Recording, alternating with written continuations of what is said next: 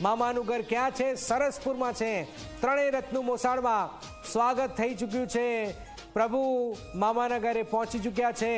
સરસપુરમાં ભગવાનનું મોસાળું થશે। જી હા, મોસાળું કરાશે। રાજવારેથી મામેરું કરાશે। રાજવારેથી કે ભાણેજ આવે અને મામેરું કરાય તો આવ્યા છે।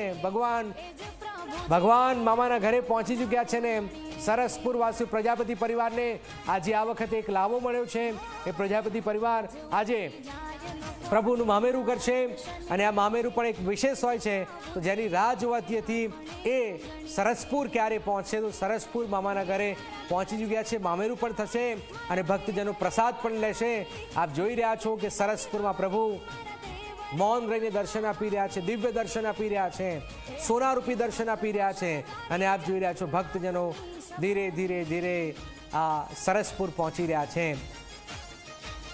ત્રણેય ત્રણ રથ સરસપુર પહોંચી ચૂક્યા છે।